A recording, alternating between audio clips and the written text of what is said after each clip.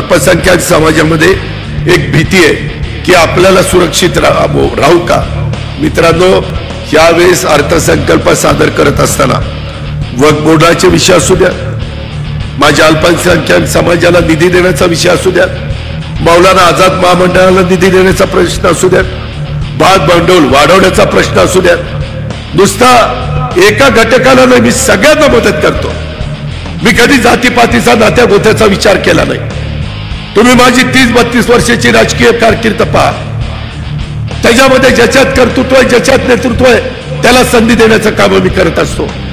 मधल्या काळामध्ये मातंग समाज मला म्हणायचा, दादा आम्हाला बार्टीमधनं जेवढं आम्हाला मिळालं पाहिजे तेवढं मिळत नाही। शेवटी आम्ही त्यांच्याकरता आरटी आणलं,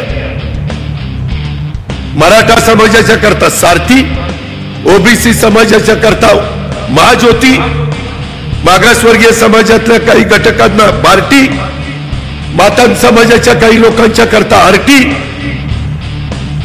त्याच्यात बहुजन समाजाच्या काही लोकांच्या करता अमृत, अशा वेगवेगळ्या योजना आणल्या। कशा करता आणल्या? कुठल्याही समाजामधला गरीबातला गरीब मुलगा किंवा मुलगी, आई वडील गरीब आहेत म्हणून मला शिकता येत नाही, अशा प्रकारची भूमिका त्याच्यावर येता कामा नये। म्हणून हे सगळ्या खटाटोप आम्ही करतो।